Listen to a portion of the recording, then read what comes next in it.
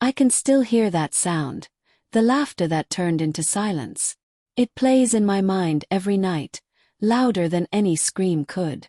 The lake was calm that afternoon, the sun soft and kind, the sort of day you think nothing bad could ever happen.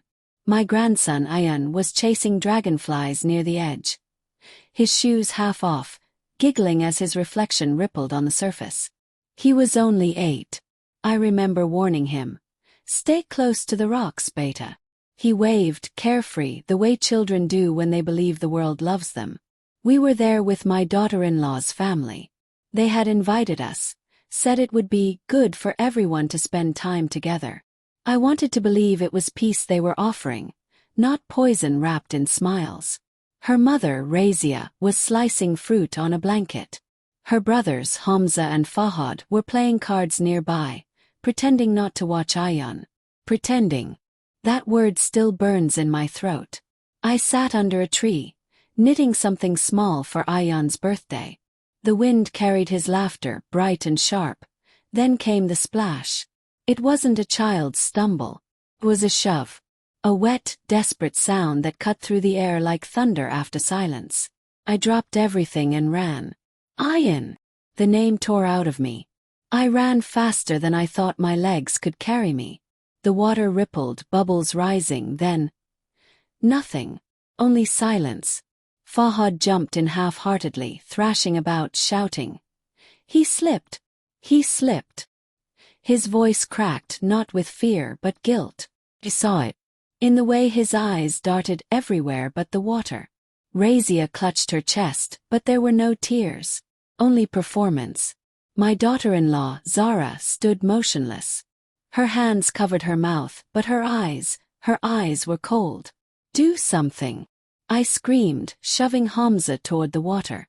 I'm trying, Amma, he shouted, pretending to dive, splashing aimlessly. The lake was wide but not deep. I waded in until my skirt dragged me down. The water was icy, wrapping around my knees, my waist, my heart. I searched with my hands, with my breath, with everything inside me. Then someone pulled me back. It was Zara. Her grip was firm, too firm for someone in shock. It's too late, she whispered, her voice flat. I stared at her. What did you just say? She stepped away, silent. Hamza was dragging something from the far side. Ayan's small, lifeless body. His head hung loose, his hair plastered to his forehead. I fell beside him, my hands shaking as I pressed on his chest. Breathe, baby, breathe. Water trickled from his lips. For a second I thought he would gasp. But he didn't. The world dimmed. Someone called an ambulance. Someone else wrapped me in a towel I didn't feel. The lake, once so peaceful, looked monstrous. The police arrived later, asking questions like they already had answers. Anyone see what happened? Yes, I said, my voice trembling but sure. He was pushed. They exchanged looks. One of them scribbled something in his notebook. Ma'am, are you sure? It's slippery near the edge. I turned toward the family. Hamza's hands were shaking. Fahad wouldn't meet my eyes. Zara stood between them, her face perfectly still. Yes, I said again louder. He was pushed. But they said nothing. Not a word. Just those quiet, guilty eyes and the faintest trace of fear on their lips. When my son arrived at the hospital, his face pale and broken, he asked, Ammi, what happened? Told him. Everything. The laughter, the splash, the silence. But when I said the word push, he flinched. Ammi, please, he said softly. Don't make things worse. It was an accident. I wanted to scream, to shake him, to ask if he'd forgotten who raised him. But I only nodded, numb.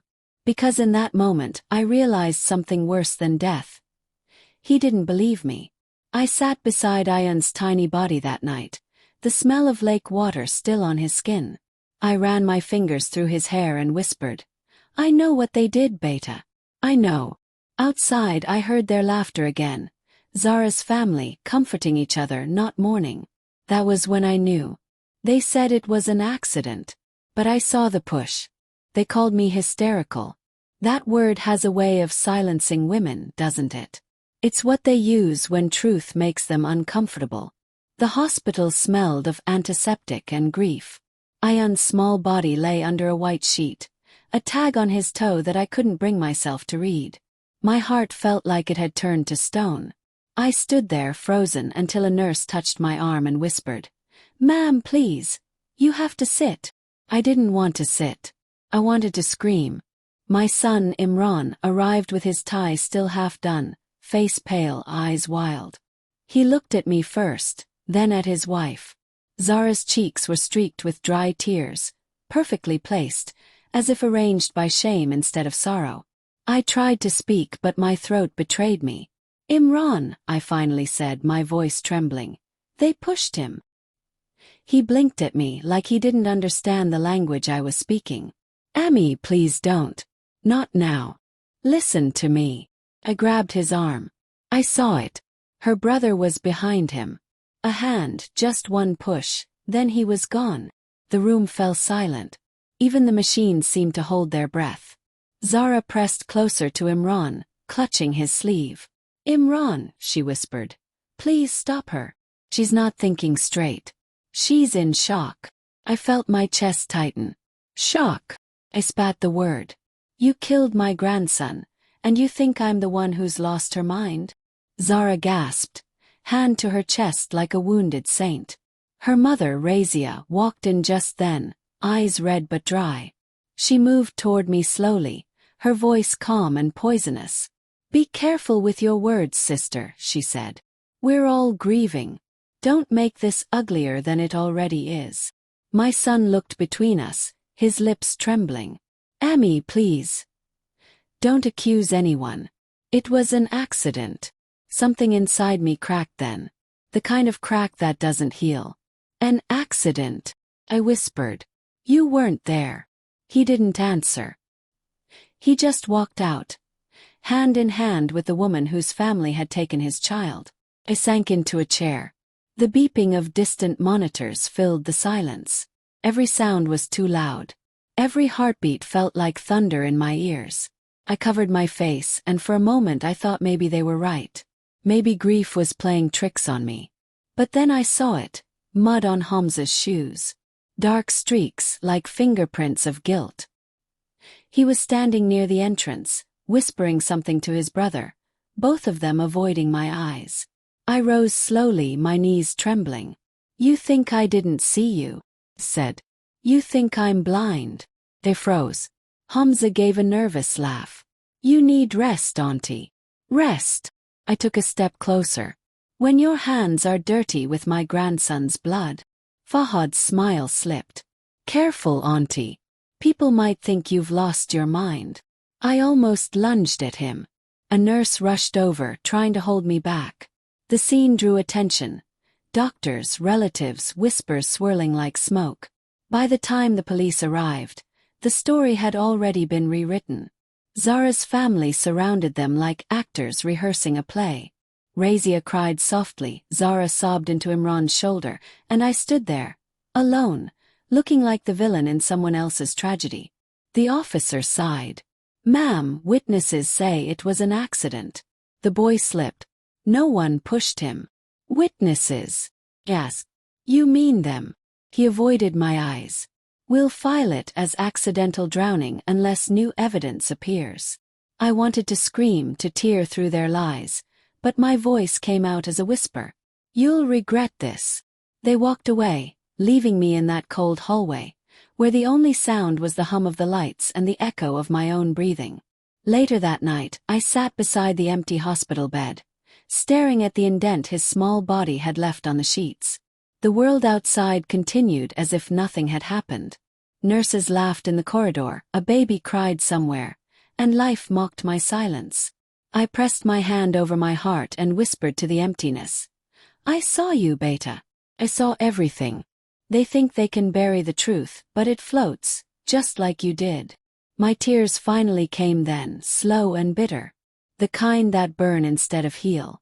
If no one would believe me, I'd find someone who would. Took me 15 years to dial his number.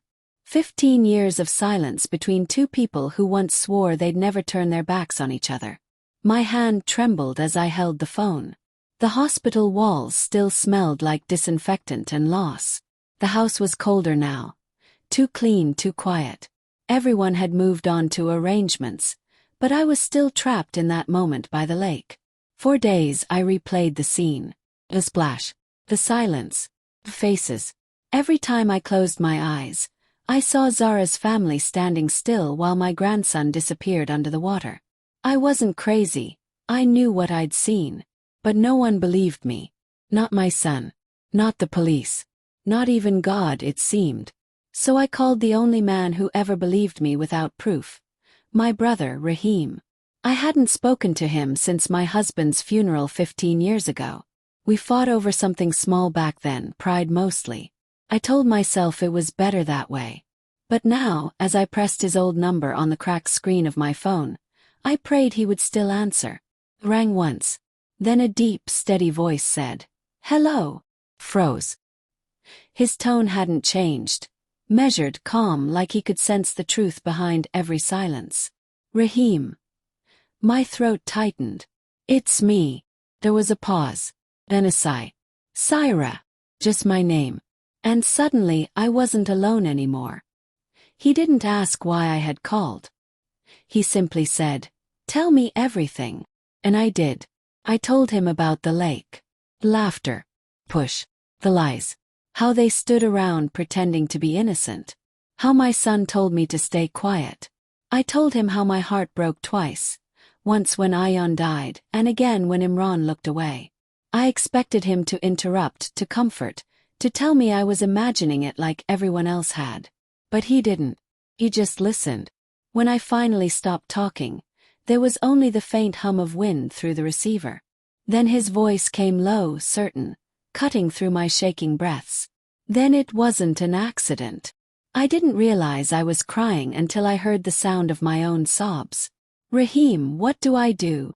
"First," he said, "you breathe. Then you tell me exactly where they live." His tone sent a shiver through me. Not because it was cruel, but because it was calm, controlled. The same tone he used years ago when he was an officer investigating homicides. He left the force after a case went wrong, one where truth cost him his badge. Since then, he'd lived alone in a wooden cabin up north. I always thought he went there to hide. Now I understood, he went there to wait. "Rahim," I whispered, "I'm scared." "Good," he said softly. "Fear keeps you alert. But don't let it silence you again." I wiped my tears. "They'll think I'm obsessed." He chuckled, low and bitter. "Let them. Obsession is just grief looking for justice." The next morning he arrived at my doorstep. 15 years hadn't changed him much, just added a few scars and silver in his hair. He stood tall, his police stance still there even without the uniform. "Syra," he said, looking straight into my eyes. "Show me the lake." We drove in silence. The road wound through the fields, sunlight bleeding through gray clouds. When we reached the water, everything looked too peaceful, like the lake itself was mocking me. Rahim stood by the edge, scanning the ground. He crouched, touched the soil and frowned. "These aren't fresh footprints," he murmured. "They're older dried mud. But there's something off about the direction." I watched as he traced the marks with his fingers. "They go away from the water," he said. "Not toward it." My breath caught. "What does that mean?" He looked up at me. "It means someone walked back after he was gone." He studied the surroundings like the place was speaking to him. Then, half buried near the reeds, something glinted in the mud. Rahim reached down and pulled it free. Phone. The screen was cracked but still intact. He wrapped it carefully in his handkerchief. "Whose is it?" I asked. "Let's find out," he said, slipping it into his pocket. His tone carried the weight of quiet certainty, the kind that meant he'd already guessed. The sun dipped low, the lake turning dark, the wind colder. I felt my heart pound again, the same rhythm as the day it happened. Rahim looked back once more at the water, his expression unreadable.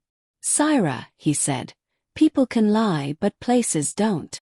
That night, as he sat by my kitchen table scrolling through the phone's dim light, I realized I had brought something back into my life far more powerful than grief.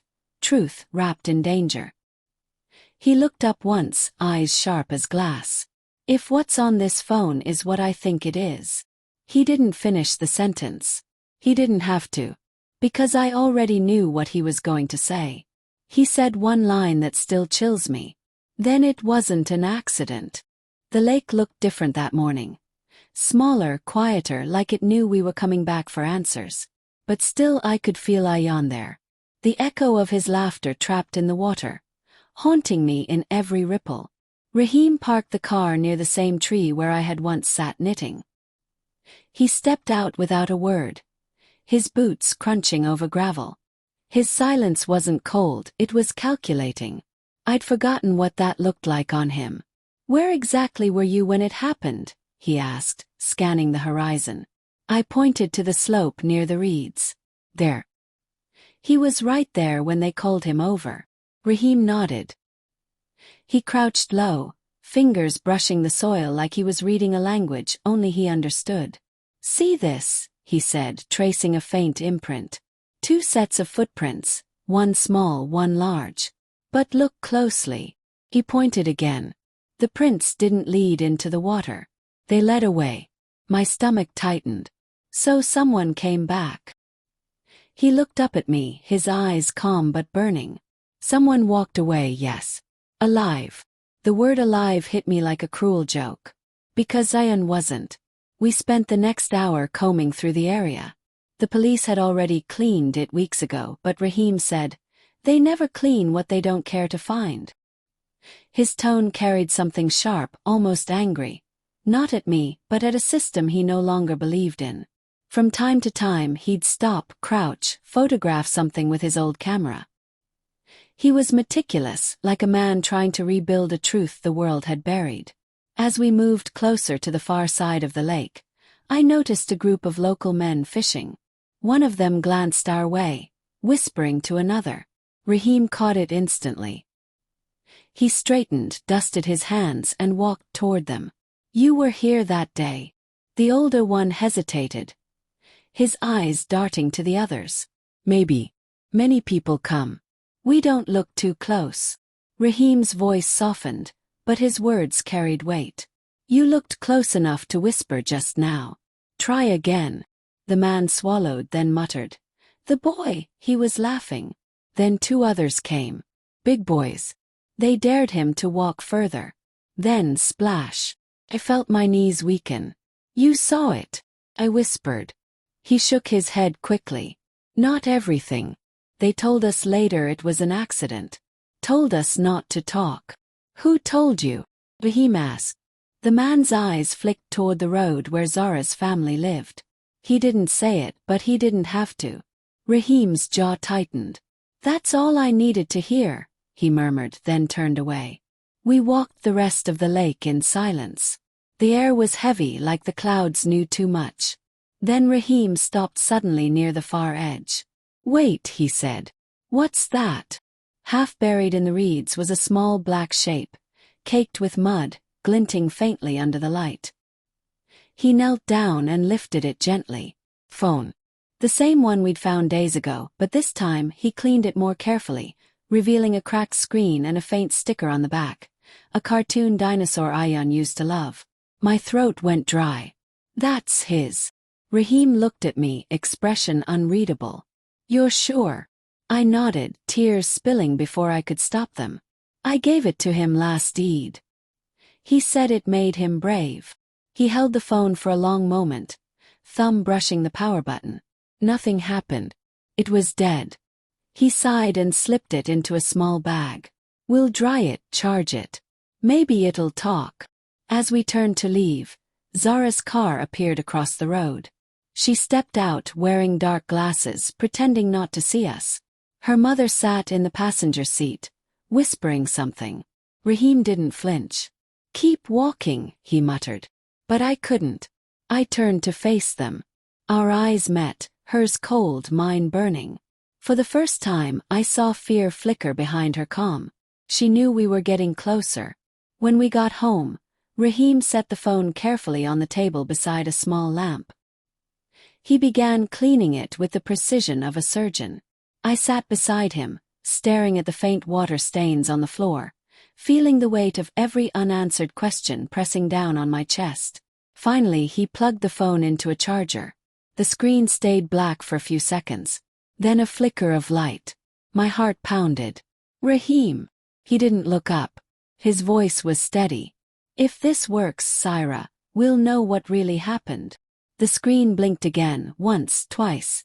Then a small triangle appeared, glowing faintly. I leaned closer, my breath shallow. And then sound. A child's laughter. Wind. Voices. Rahim's eyes met mine. When we turned it on, I whispered, trembling. The sound came first. Ayhan's laughter, bright, innocent, echoing through the room like a ghost that didn't know it was gone. Then the picture sharpened. He stood near the water, sunlight bouncing off the ripples, his small feet bare against the muddy bank. Someone behind the camera said, "Go on, little man. Be brave." My hands trembled. My throat closed. Rahim sat beside me, arms folded, his face carved in stone. The phone was balanced on the table between us, its cracked screen flickering like it was alive again, only to show death. Two older boys came into view, both from Zara's side of the family. I recognized them immediately. Her nephews, the ones who used to mock Ayhan for being too quiet. They were laughing. One of them pointed toward the water. "Step closer, hero. Show us you're not scared." Ayhan hesitated. He smiled nervously, the way he always did when he didn't want to disappoint anyone. I whispered, "Don't, baby, don't." Even though it was too late, too far in the past to stop him. He took one step closer. Then another. The camera wobbled as someone adjusted it. I could hear breathing, low, heavy, impatient. Then suddenly a hand appeared. A man's hand. It came from the left side of the frame, strong, deliberate, shoving Ayhan forward. There was a splash, scream, then silence. The boys shouted, panicked. "Pull him out. I can't see him. Where is he?" The phone must have fallen, because the image tilted toward the grass. All I could see were shaking legs and murky water. The video ended. I didn't breathe for several seconds. My whole body felt hollow. I could still hear Ayhan's voice in my ears, his laughter, his little gasps between giggles. It played again and again, hauntingly cheerful, right before the shove. I fell to my knees before I even realized I was moving. The phone slipped from my hand and clattered to the floor.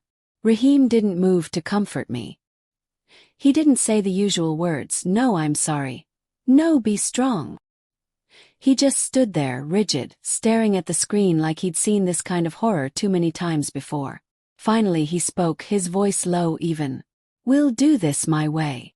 I looked up at him, eyes blurred with tears. "What way is that?" "The one that gets justice," he said. "Not headlines. Not pity." He picked up the phone, pocketed it carefully, and began pacing. "They buried the truth here because they thought you'd break. You almost did." "I did break," I said, voice cracking. "And they watched me do it." He stopped pacing and looked at me. Then it's time they watched something else. Outside the world was quiet. Evening light poured through the curtains, painting the floor in gold and shadow. It was the same color as the lake had been that day. Rahim checked his old phone, dialed a number, and spoke in code I barely understood. Mentions of a friend, an address, a favor owed. He was no longer the retired officer living in peace. He was the man I remembered from long ago, the one people feared when he decided to act. I tried to find my voice. "Rahim, what are you planning?" He turned to me, his tone final. "To make them see what they did. To make them remember." I knew better than to argue. But something in me stirred, a dangerous mix of grief and fury that no longer felt powerless. The night air outside was cold, almost metallic. I could smell rain coming. Rahim grabbed his keys, handed me a scarf and said, "We're not going home tonight." "Where are we going?" He didn't answer directly. He just nodded toward the window, where the faint headlights of a black car shimmered in the distance. Zara's car. They were leaving her mother's house, laughing, unaware that we were watching. Raheem's eyes hardened. "Get in." We followed them at a distance, the road stretching ahead like a thin, tense thread. The city lights faded behind us, replaced by the dark outline of the highway and the whisper of trees bending in the wind. Every time their brake lights glowed red, my heart jumped. I could almost hear Ayon's laughter again, see his small figure by the water. Raheem drove steady, silent, eyes locked on their tail lights. For the first time in weeks, I didn't feel like a ghost anymore. I felt alive, alive with a purpose I couldn't take back. Somewhere deep inside, I whispered a promise. "This time you won't bury him with your lies." Raheem's voice broke the silence, calm but sharp. "They think they ended it at the lake," he said. "They have no idea what's coming." He didn't look at me, but I saw his jaw tighten in the rearview mirror, the reflection of a man who'd stopped believing in mercy long ago. As we turned down the narrow road leading to their estate, I gripped the edge of my seat. The rain began to fall, slow, deliberate, like the world itself was holding its breath. Raheem parked a few houses away, engine still running. He looked straight ahead, eyes like glass. "Tonight," he said softly, "we watch how the guilty sleep."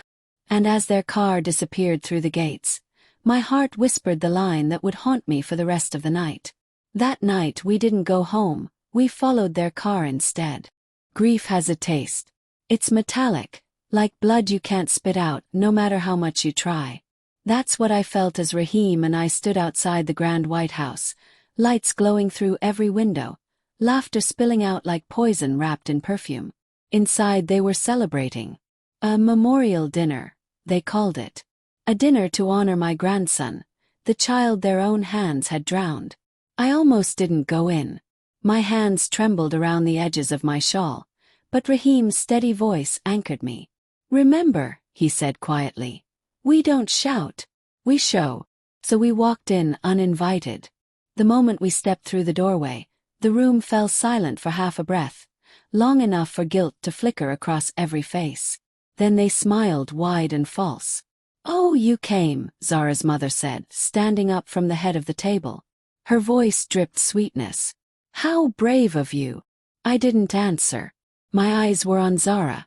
She sat beside my son, wearing a black dress that shimmered when the light hit it, like mourning had become a fashion choice.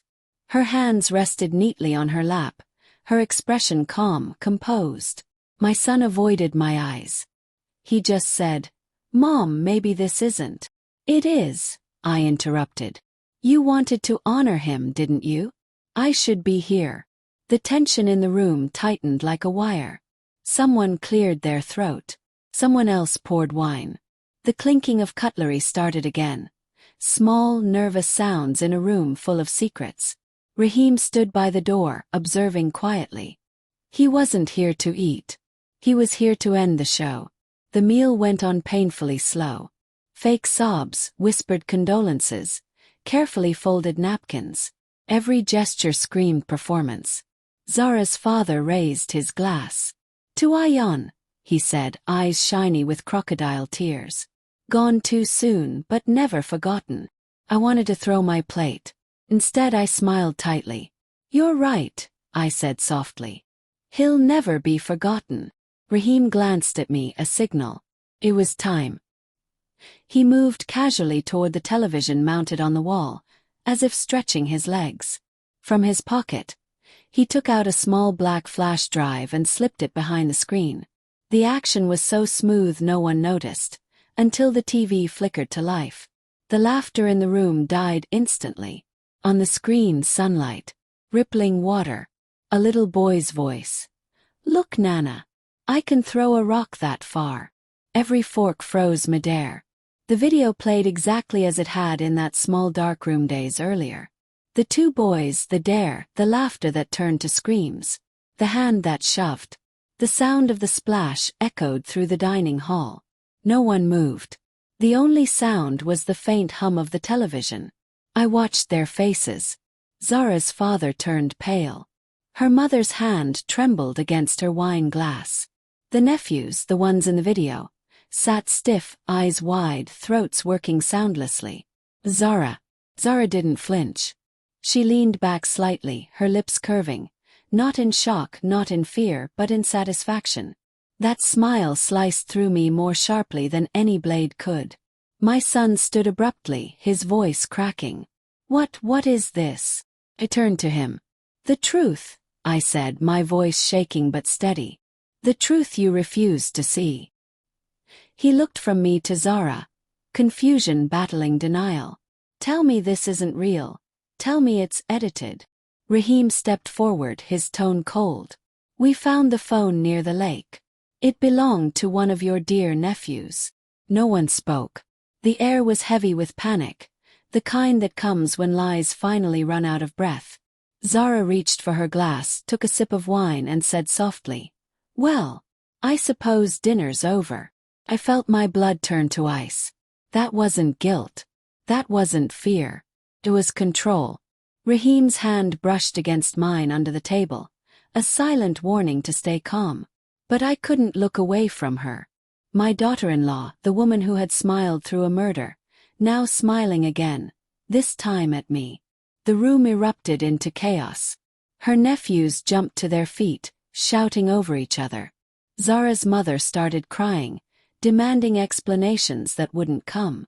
My son kept saying, "This can't be real," like if he said it enough it would undo everything. Raheem unplugged the TV and pocketed the drive. "We're done here," he said flatly. We walked toward the door as voices rose behind us.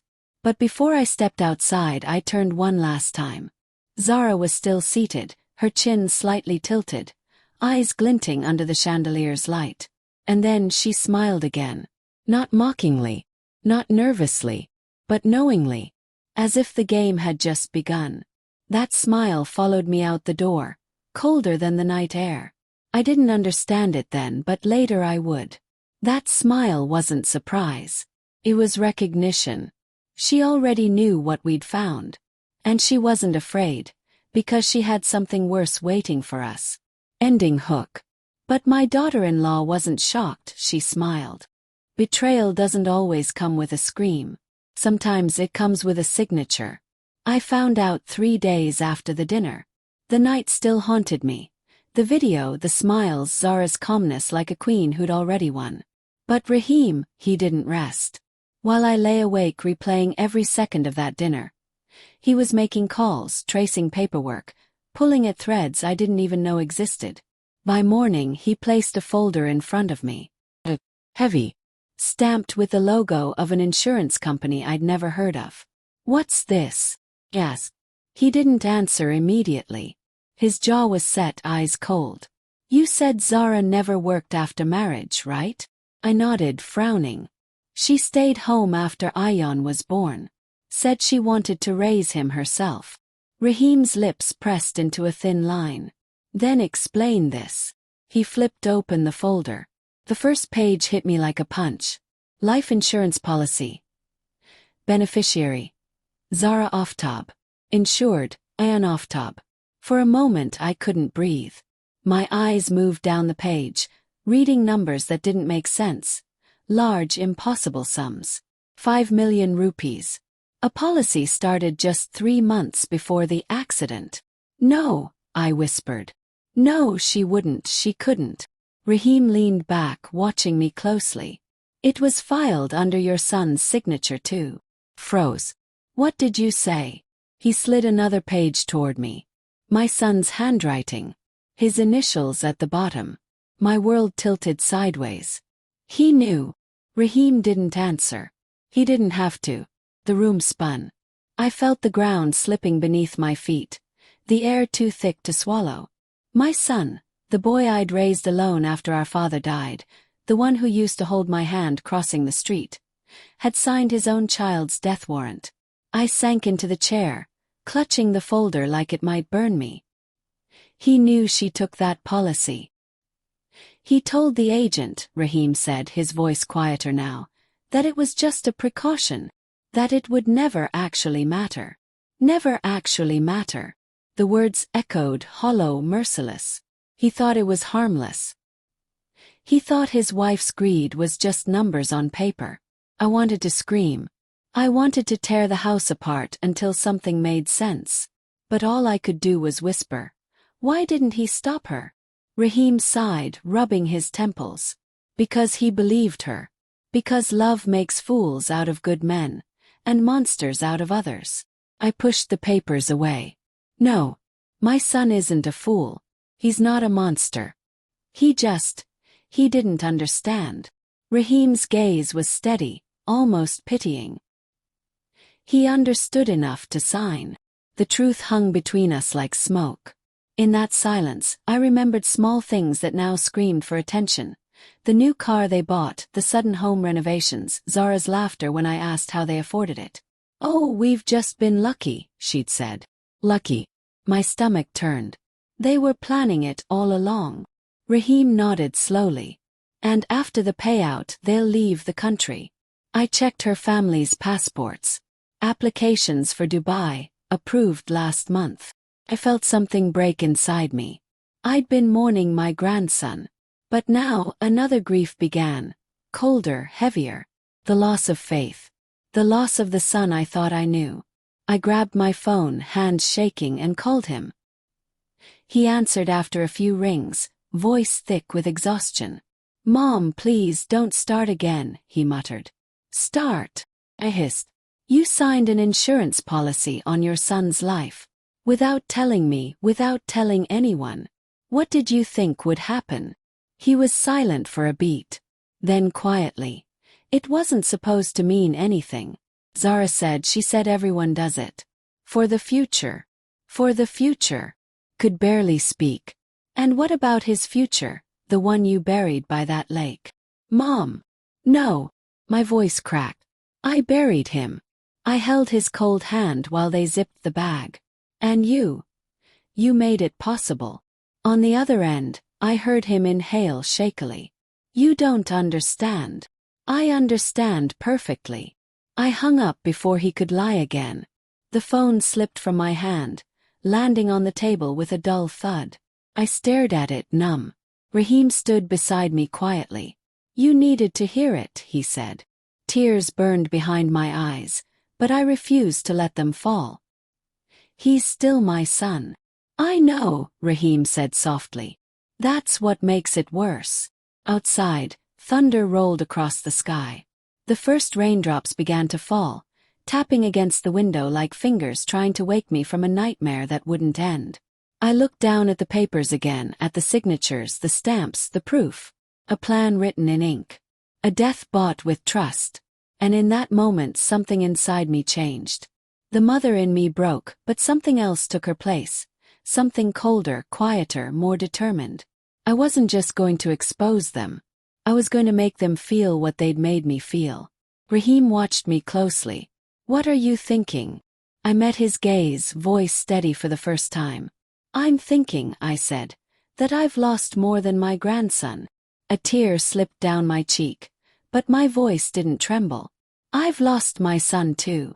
Ending hook. I realized I'd lost more than my grandson. I'd lost my son too. I didn't sleep that night. Not because of grief, but because of what grief had turned into. Rage. Cold, silent, calculated rage. Raheem sat at the kitchen table, the faint light from his laptop glowing against his tired face. I watched him work like a man possessed, every movement deliberate, every click echoing with purpose. He hadn't said much since the call with my son, but I could see it in his eyes, the quiet storm building. Finally I whispered, "What are you doing?" Without looking up he said, "What I do best. Gathering proof."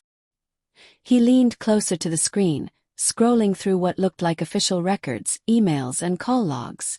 Lines of numbers and dates reflected in his eyes like code he could read by instinct. "You still have access?" I asked, half in awe, half in fear. He smirked faintly. "Old friends owe me favors. Some debts don't expire." There was something unsettling about how calm he sounded, as if revenge was just another case file to him. I moved closer, the wooden floor creaking beneath me. "What do you plan to do with it?" He finally looked up, meeting my gaze. His voice was low, steady. "Justice isn't in the court, Syra. It's in the proof." His words hung in the air, heavier than any promise. Outside, the wind howled through the trees. I could hear the faint hum of the refrigerator, the soft tapping of rain against the window. Every sound felt amplified, like the house itself was holding its breath. He opened another folder. Photos, copies of documents, insurance transfers. And then, a bank statement. Zara's father had received a deposit 2 days after Ayan's death. Large one. The insurance claim, labeled as settlement processing. I felt bile rise in my throat. They already got the money. Rahim nodded grimly. And transferred part of it to an overseas account. So they're leaving. They were. Not anymore. His tone was flat, final. I stared at him, realizing how far ahead he'd already thought. He'd been waiting for this, for a reason to act. 4 years, Rahim had lived in silence, hidden away from the department that betrayed him. But now he was alive again. Harper. Dangerous. He pulled a small notebook from his pocket and began writing. Names, addresses, times. Every detail precise. Zara's family is having a meeting at their estate tomorrow morning, he said. Her father, her mother, and your son. They'll finalize their move and liquidate what's left. How do you know? Because one of her cousins works in the same bank that approved the transfer, he replied calmly. And because I made sure the meeting got delayed just long enough for us to be there. His efficiency terrified me, and yet I trusted it completely. He turned off the laptop, closed the folder, and looked straight at me. You wanted revenge. I'm giving you something better. My voice trembled. What's better than revenge? Control, he said simply. They think you're broken. They think this is over. But tomorrow we take that power back. For a moment I just stared at him. He looked so much like the brother I'd grown up with, the one who always fought for others, who never walked away from the truth, no matter how ugly it was. But now his fight wasn't for the law. It was for me. For Ayan. The clock ticked past midnight. Rahim stood, stretching his back. Get some rest, he said softly. You'll need your strength. I shook my head. I can't. Every time I close my eyes I see him. His little hands in the water. His face. Rahim walked over and placed a hand on my shoulder. Then don't close your eyes, he said gently. Tomorrow we open theirs. Chill ran through me. I didn't know exactly what he meant, but I knew it wasn't going to be gentle. He began packing his old black duffel. Camera, files, a voice recorder, even a small badge he still kept from his service days. The sound of zippers and paper filled the silence like a heartbeat. I sat quietly, watching him move with purpose, feeling a strange mix of dread and relief. For the first time since Ayan's death, I felt like I wasn't powerless anymore. As he turned to leave the room, I finally asked, Rahim, what happens tomorrow? He paused by the door, his face half lit by the lamp. It ends, he said. All of it. Then softer, like a whisper meant for ghosts. Be ready at sunrise, Syra. It will all end tomorrow. Ending hook. He told me to be ready at sunrise. It would all end tomorrow. The sirens cut through the dawn like a blade. I remember standing by the window, the first light spilling across the sky, trembling hands clutching my shawl. My heart didn't beat, it pounded. I told myself I was ready. But when those flashing red and blue lights sliced across the walls of their mansion, I realized nothing could prepare me for justice when it finally arrives. The gate burst open. Tires screeched against the gravel. Officers poured in like shadows wearing badges. Rahim stood beside me, calm as stone. His coat collar turned up, his eyes hidden behind dark glasses. He didn't flinch. Not once. This is it, he said quietly. Stay behind me. We walked through the main entrance as if we belonged there. The chandelier above was still lit, its golden light trembling with every step that echoed through the hall. I could hear the shouts, confusion, denial, anger. Zara's father was yelling at the officers, waving his hands, demanding to see a warrant. Her mother was crying, clutching a pearl necklace like it could buy her innocence. And then I saw my son. He was standing near the dining table, the same one where they'd staged their fake dinner weeks ago. His face was pale, his body shaking. "Amir," I whispered. He turned. For a second he looked like a lost child again. But then shame clouded his eyes and he looked away. Rahim gave a short nod to one of the officers. The man opened a folder, began reading aloud. "Zara Rehman, you are under arrest for insurance fraud, conspiracy, and homicide." The words hit like thunder. Zara froze, her painted lips parting slightly. For a heartbeat, no one moved. Then she turned to run. But Rahim was faster. He stepped in front of her, blocking the hall. His voice was calm, almost polite. "Going somewhere." Zara's mask cracked. "You think this will bring him back?" she hissed. Rahim's expression didn't change. "No. But it'll stop you from hurting anyone else." The officers grabbed her arms. She struggled, screaming, her voice breaking into animal-like sounds. "I didn't do anything. It was an accident." "An accident you planned," Rahim muttered under his breath. Amir fell to his knees as they cuffed her. His head dropped into his hands. "Please, she's my wife. Don't do this." My body ached to move toward him, but my feet wouldn't obey. The sight of my son kneeling before strangers, begging for mercy for the woman who'd destroyed us, it broke something inside me. I wanted to scream, to tell him I'd already buried one child, and I couldn't lose another to blindness. But no sound came. Rahim placed a gentle hand on my back. "Let him face what he's protected," he whispered. The room was chaos. Voices, cameras, flashes. But all I could see was Zara's face as they led her past me. For a moment our eyes met. There was no fear there. No remorse. Only something disturbingly calm. She leaned in slightly as they pushed her forward and said, almost sweetly, "You think this is over?" I didn't answer. Couldn't. The police van doors slammed shut, echoing through the driveway. The air smelled like rain and gunmetal. My legs felt weak, but my brother's arm steadied me. "She'll be behind bars by noon," he said softly. "You can rest now." Rest. As if peace could grow in the soil of grief. We stood there in silence, watching the cars disappear beyond the gates. The reporters shouted questions from outside the property, their microphones glinting like weapons. Turned to Amir.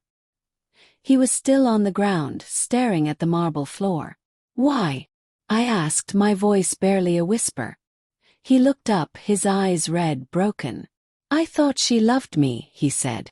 "I thought she loved our son." "She loved money," Rahim said coldly. "And you gave her everything she needed to take it." Amir didn't argue. He just cried. Silent, shaking sobs that made him look like the little boy I used to cradle after nightmares. The officers escorted Zara into the holding car. As she stepped inside, she turned her head again, right toward me. Our eyes locked through the narrow opening of the barred window. Her lips moved slowly, deliberately. At first I thought I'd misheard. But no, her voice was clear, steady, almost tender. "You should thank me," she whispered.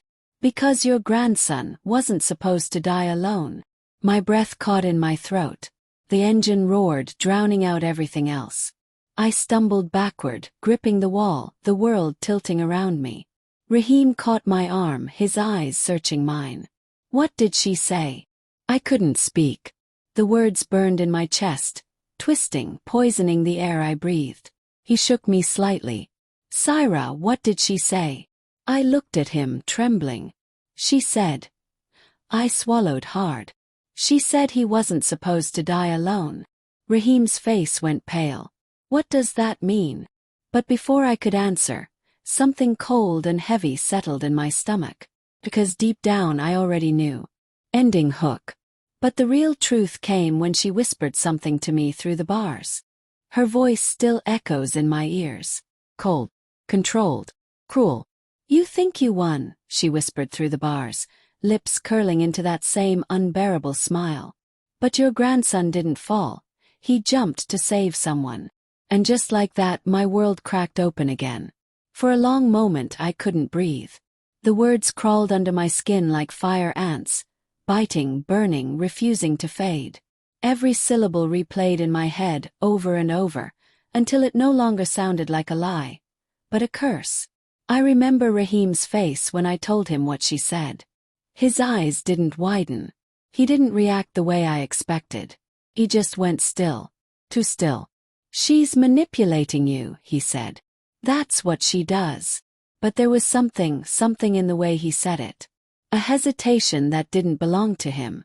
My brother was a man who believed in precision, in facts. Yet his voice trembled ever so slightly. That night I couldn't sleep. I kept seeing my grandson's face. The way he laughed, the way his little hand fit into mine, the way he used to call me Nanny John with that soft innocence that only children have. What if she was telling the truth? What if he jumped?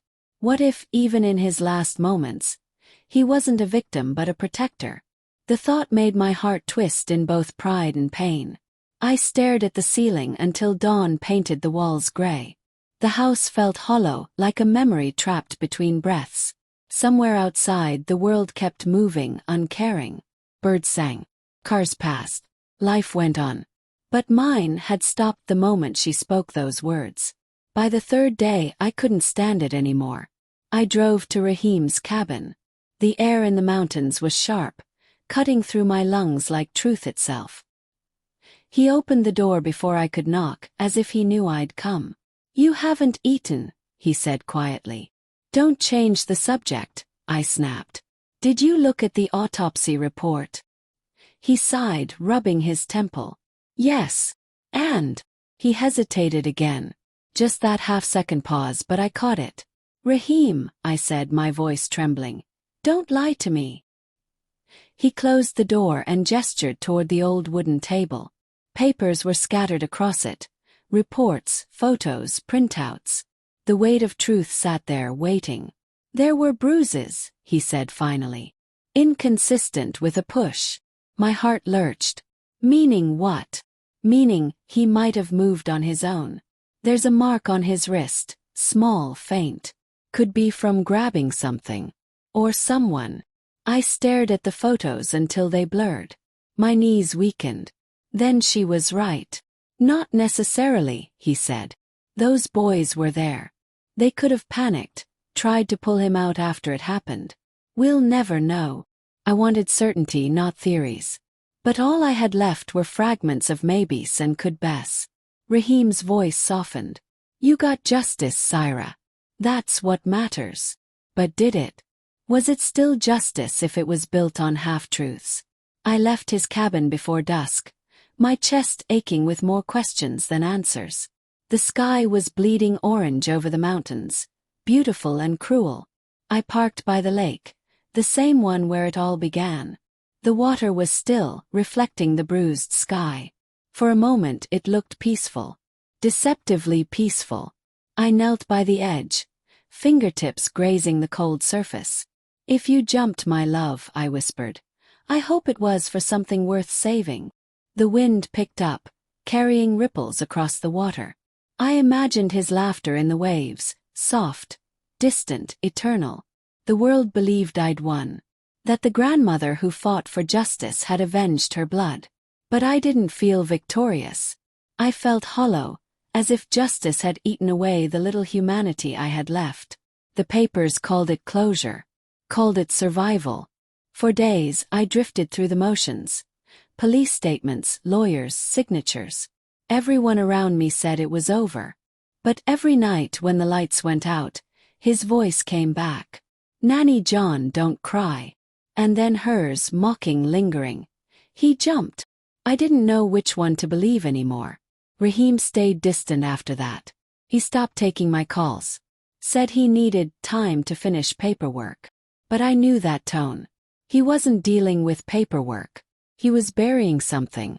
A truth he didn't want me to see. One evening I went to his cabin again, but it was empty. The windows covered. His car gone. Only a single folder lay on the porch, half buried under leaves. Inside it, 2 photos. One was of the autopsy report. The other, of Rahim and a young boy at the same lake years ago. My breath caught. The boy looked like my grandson. But it wasn't him. The date on the photo was decades old. Long before any of this. And in the corner of the picture, faint but clear, was the same necklace my grandson used to wear, the one I'd thought I'd given him myself. A chill ran down my spine. I clutched the photo, heart pounding, whispering into the quiet mountain air. Rahim, what did you do? The trees swayed, the wind carried no answer, and the lake shimmered beneath the fading light. Ending hook. Somewhere deep down I knew. My brother didn't tell me everything either. It had been months since everything ended. At least, that's what I told myself. The trials were over, the family sentenced. The papers called it a grandmother's victory. But victory felt nothing like peace. My brother barely spoke to me after that morning. He said he needed rest, distance, solitude. So when he stopped answering my calls altogether, I told myself he just needed time. But deep down, I knew Rahim wasn't the kind of man who disappeared for no reason. It happened on a gray afternoon when I went to clean his cabin. The door creaked open, the air inside thick with dust and silence. Everything was where he'd left it. His old police files stacked neatly, the kettle still on the stove, a coat slung over the chair. Then I saw it. A small, sealed envelope resting inside his desk drawer. My name written in his tight, deliberate handwriting. For a moment I just stared at it. My hands trembled as I tore it open. Inside there was a letter, and a folded piece of paper attached to it with a rusty paperclip. The letter began simply. Syra, if you're reading this, it means I didn't have the strength to tell you face to face. Froze. His words looked calm, but I could feel the storm behind them. He wrote about the case, about how the video, the reports, the arrests, everything had been part truth and part construction. Not lies. But not clean either. Then he mentioned the folded paper. He said it was a signed confession. From one of the boys. The date, 3 days before the police raids. Before the arrest. Before I thought justice had finally come. My breath caught in my throat. The confession was written in shaky handwriting, a teenage scrawl filled with fear. The boy admitted to being at the lake, to daring my grandson, to watching what happened, but he swore he didn't mean for it to go that far. At the bottom, in neat pen strokes, was Rahim's signature as a witness. And beside it, the faint mark of something that looked like a police stamp. But Rahim hadn't been a cop for years. My stomach twisted. That meant he'd forced it. He'd used his old contacts, his authority, his reputation, whatever he had left, to make that boy confess. It wasn't just justice. It was vengeance. I sank into his chair, the paper shaking in my hands. All this time I had believed our victory was earned through truth, through proof, through pain that finally meant something. But it was built on fear. His fear of me breaking apart. I could almost hear him saying it in that calm, steady tone. Justice isn't in the court, Syra. It's in the proof. Except now I knew. He hadn't found the proof. He'd made it. Tears blurred the ink as I read the last part of his letter. I did what I had to. You needed to see them punished. You needed peace. I couldn't give you your grandson back, but I could give you closure, even if I had to stain my hands again. Again. That word echoed through me like thunder. What did he mean again? Was it about the photo I found by the lake? The boy from years ago who looked so much like my grandson. Had Rahim done this before? Protected me from some older, darker truth? I folded the letter back into the envelope, my heartbeat pounding in my ears. The room felt smaller now, like the walls were closing in. The man I had trusted most had rewritten the truth for me. He hadn't just avenged my pain. He'd decided what I was allowed to know. I stepped outside the cabin, the cold mountain air biting my face. For the first time, I realized Rahim hadn't vanished because of guilt. He'd vanished to protect the lie. The lake shimmered faintly in the distance, reflecting the same stillness as the day my grandson disappeared. I whispered into the wind. You didn't just protect me, Rahim. You buried me in your truth. The envelope fluttered from my hand, landing in the dirt beside the water's edge. I watched it soak, fade, dissolve. Ending hook. He protected me, even from the truth. It had been exactly 1 year since the day the water went silent. The morning air was cold enough to sting, the kind that numbs your fingers before it reaches your heart. I stood at the edge of that same lake, holding a small bouquet of white lilies. His favorite. The surface looked calm again, too calm, as if it were pretending not to remember. But I remembered everything. Laughter. The splash. The silence that followed. Each sound haunted me differently now. Less like trauma, more like a permanent echo carved into my bones. I knelt near the reeds, my knees sinking into the damp earth, and whispered his name. The water didn't answer, but the wind did, soft, steady, carrying his laughter in its chill. Behind me I heard footsteps. Low, heavy, familiar. Raheem. He didn't speak at first. Just stood beside me. His coat collar turned up against the wind. We both stared at the lake like it was a mirror we'd been afraid to face. A full year had changed him. His hair grayer, his eyes quieter, his presence smaller somehow. But that same unshakable strength lived in the set of his jaw. I didn't think you'd come, I said softly. I almost didn't, he replied. His voice was rough, the kind that carries the weight of too many truths kept inside. For a long time we said nothing. The world around us moved, the wind rustled, a lone bird cut through the sky, but between us time stood still. Finally he spoke. I did what had to be done. The words hung in the air, heavy and sharp. I looked at him, really looked at him, the man who had built justice from ashes, who had twisted truth until it looked like peace. I know, I whispered. I used to think that made us heroes. He turned toward me, his expression unreadable. And now, I said, I just think it makes us survivors. He exhaled slowly, his breath visible in the cold. Survivors don't get statues, Syra. They just get to wake up. That line broke me more than any truth could. 'Cause he was right. We didn't win. We just lived. I laid the lilies on the water, watching them drift out slowly, circling in gentle ripples. My reflection trembled beside theirs, distorted, older, lonelier. For months, I had hated him for hiding the truth, for making a boy confess, for silencing what didn't fit neatly into the story I wanted to believe. But now, standing here, I saw what he really did. He gave me something to hold on to when everything else sank. Maybe that was love in its most brutal form, protecting someone even if it meant lying to them. I used to come here every week, I said.